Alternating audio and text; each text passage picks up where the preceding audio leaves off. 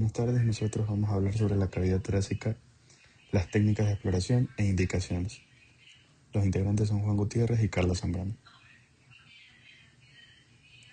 Iniciando la cavidad torácica, tenemos que describir que existen varias técnicas de exploración y varias indicaciones importantes para poder realizar y para poder nosotros indicar este estudio a los pacientes.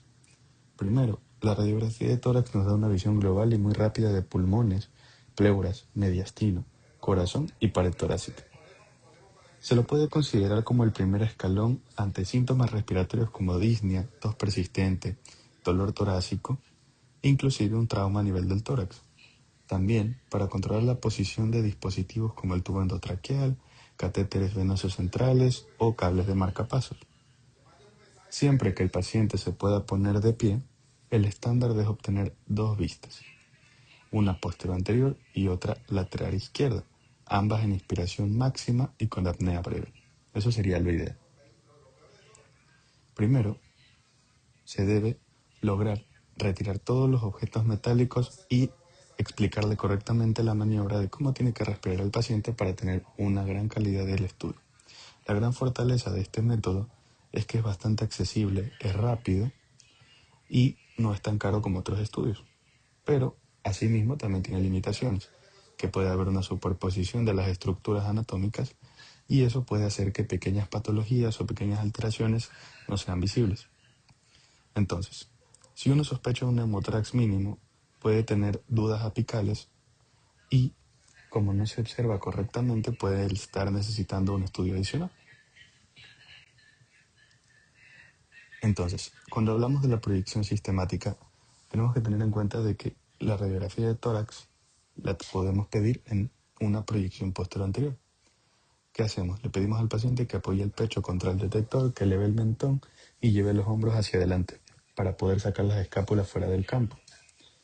Entonces, se utiliza aproximadamente una cantidad de kilovoltios altas para así poder tener una penetración mediastínica ideal. Entonces, ¿cómo yo compruebo de que se haya realizado bien el estudio? Sí, siempre con tres ideas. Primero, que haya habido una inspiración adecuada. Se deben contar 6 arcos intercostales anteriores por encima del diafragma. Segundo, ausencia de rotación. Los extremos mediales de las clavículas deben ser simétricos respecto a la línea media. Y tercero, penetración correcta. Se deben insinuar cuerpos vertebrales superiores a través de la silueta cardíaca sin quemar, por así decirlo, la imagen. Hay una ventaja con esta proyección posterior anterior y es que minimiza la magnificación cardíaca, lo que hace mucho más fiable el índice cardíaco.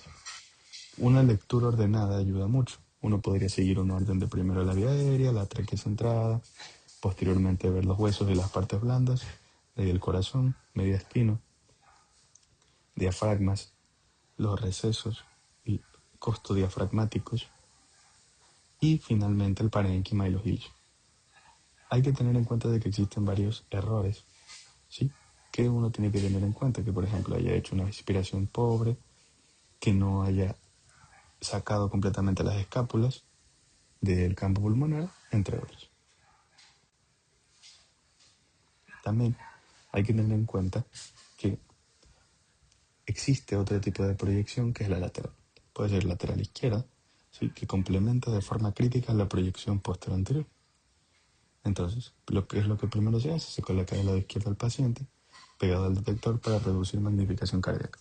Elevamos los brazos por encima de la cabeza y pedimos que otra vez inspire. Entonces, con esto primero se puede ver mejor el espacio retroesternal. Si hay alguna opacidad, si se aparece ocupado, nos puede indicar sobre que existe alguna patología. Aparte también la región retrocardíaca. Ahí también pueden existir infiltrados que se encuentran en el lóbulo inferior y no se ven correctamente ya que quedan tapados por el corazón. Y finalmente la localización anteroposterior de una lesión. En lo lateral nos podemos darnos cuenta si una opacidad es más anterior o es más posterior. Y esto permite hacer un mejor diagnóstico en el lóbulo y en el segmento específico del pulmón. También se pueden ver mejor hemidiafragmas, fisuras mayores o menores, y permite incluso valorar las vértebras dorsales. También tiene sus limitaciones, ya que depende de que el paciente inspire correctamente, ya que existen muchos pacientes que no son colaboradores. Ahora, tenemos la proyección anteroposterior en decúbito supino. Pueden existir casos en los que el paciente no se puede poner de pie. Por ejemplo, un paciente que está intubado en UCI, entonces se utiliza un anteroposterior portátil en decúbito supino. Entonces, ¿qué tenemos que saber de esto? Es que al reducirse la distancia del foco hacia el detector y estar el corazón más lejos del detector, puede producirse una magnificación cardíaca y el mediastino puede verse aparentemente más ancho. Además, la fisiología en decúbito supino cambia. El flujo pulmonar se redistribuye, desaparece el gradiente ápice-base, típico de la bipedestación, y puede a veces suponer una falsa cardiomegalia o incluso una congestión. Otro punto importante es que se puede detectar derrames pequeños que se pueden estar ocultando con facilidad, pero permite ver con gran eficacia la altura del tubo endotraqueal, la punta del catéter venoso central y el trayecto de los cables de marcapasos. Pero siempre se tiene que especificar de que es una proyección anteroposterior en decúbito supino para poder considerar de que pues, el tamaño cardíaco va a estar alterado y entre las otras consideraciones en los cambios de la anatomía.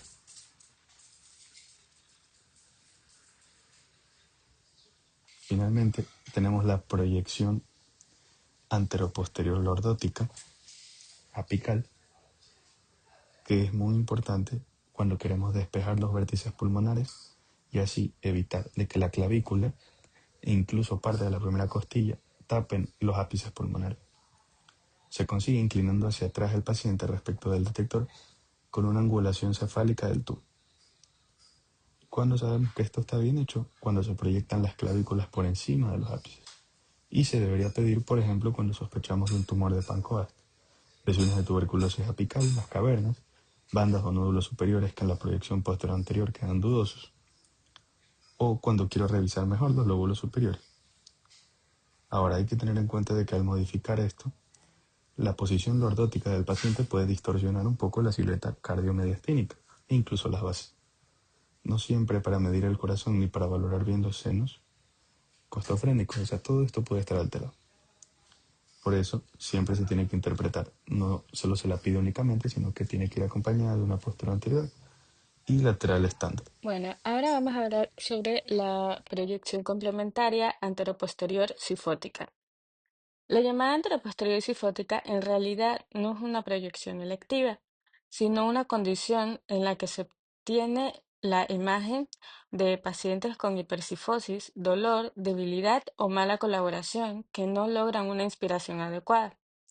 El resultado es una placa con pobre inspiración. El diafragma se ve más alto, las clavículas descienden y se superponen mucho sobre los ápices. Esto de aquí puede simular una congestión o incluso agrandar de forma aparente la silueta cardíaca por falta de expansión. ¿Qué hacemos frente a esto? Primero, debemos reconocer el patrón posicional y no sobrediagnosticar. Segundo, si el estado lo permite, debemos repetir intentando neutralizar la angulación del tubo y pidiendo una mejor inspiración. Y tercero, en el informe debemos dejar una constancia de las limitaciones de la imagen si condicionan la lectura. La clave es entender que la cifótica no añade información diagnóstica, simplemente nos obliga a interpretar con prudencia una placa obtenida en una postura desfavorable. Bueno, ahora vamos a hablar sobre la postura anterior en expiración. Esta de aquí es una maniobra sencilla y útil cuando sospechamos un neumotórax pequeño que en expiración podría pasar desapercibido. Pedimos al paciente que exhale completamente y contenga la respiración. Al reducirse el volumen pulmonar, un pequeño espacio de aire pleural, sobre todo en el ápice, se vuelve proporcionalmente más visible. Esta comparación de inspiración-expiración también sirve para detectar un atrapamiento aéreo unilateral, Es decir, si un pulmón no se vacía, seguirá más claro y menos retraído que el contralateral. También tenemos las oblicuas derecha e izquierda. Las oblicuas anteriores o posteriores, usualmente entre 30 y 45 grados, nos permiten desproyectar estructuras en las que la proyección anteroposterior se superponen y así localizar mejor una opacidad o un nódulo. Son especialmente valiosas cuando una densidad en la proyección posterior es dudosa y queremos saber si corresponde a una lesión real o a la suma de sombras vasculares y costales. También se usan en la parrilla costal. Al rotar el tórax, una costilla en particular se muestra más nítida y podemos detectar fracturas sutiles. Otra utilidad práctica es distinguir artefactos cutáneos, por ejemplo, un lunar calcificado o un objeto sobre la piel. Y también podemos distinguirlas de verdaderas lesiones pulmonares. Si el hallazgo no se mueve respecto a la piel entre proyecciones, probablemente es superficial. En la práctica moderna, muchas preguntas que antes resolvíamos con oblicuas se contestan hoy con tomografía computarizada por su mayor sensibilidad y ausencia de superposición. Aún así, las oblicuas siguen siendo útiles cuando la pregunta clínica es concreta, el acceso a tomografía computarizada es limitado o queremos una respuesta rápida con baja dosis. Bueno, ahora vamos a hablar sobre el tórax óseo. Bajo el término tórax óseo, agrupamos proyecciones que priorizan el hueso por encima del parénquima pulmonar. La técnica cambia. Usamos una tensión en kilovoltios baja y una carga elevada de miliamperios segundo para aumentar el contraste óseo, es decir, predomina el efecto fotoeléctrico, de modo que las costillas, el esternón y las clavículas se delinean mejor a costa de perder detalle de pulmones y mediastino.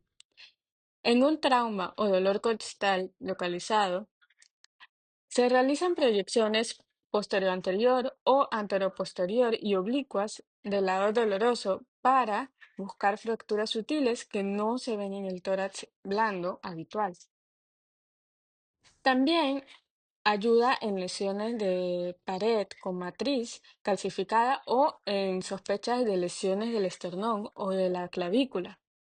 Las ventajas son una excelente delimitación de los márgenes óseos y calcificaciones. Las limitaciones que en el parénquima no es evaluable y dosis. Ahora vamos a hablar sobre técnicas especiales de tórax. Primero, la lateral endocúbito con rayo horizontal sirve para detectar derrames pleurales mínimos y comprobar su movilidad. Al acostar al paciente de lado, el líquido libre se redistribuye por gravedad y forma como un menisco o un nivel visible con el rayo horizontal. Si la opacidad no se mueve, sospechamos tabicación o engrosamiento pleural. Tenemos la radiografía de doble energía que permite restar hueso o realzar partes blandas, útil para ver nódulos escondidos detrás de las costillas o valorar calcificaciones. También tenemos la tomosíntesis de tórax que genera múltiples cortes de baja dosis, es un intermedio entre los rayos X y la tomografía computarizada, la cual mejora la detección de nódulos de nódulos en tornos de cribado o seguimiento sin saltar directamente a una tomografía. Y bueno, también tenemos la fluoroscopía, que conserva un rol en la dinámica diafragmática. Esta prueba es la prueba de inspiración nasal rápida y muestra el movimiento paradójico en parálisis diafragmática. Y, aunque hoy es historia, la tomografía lineal convencional explica de dónde venimos antes de la era de la tomografía computarizada.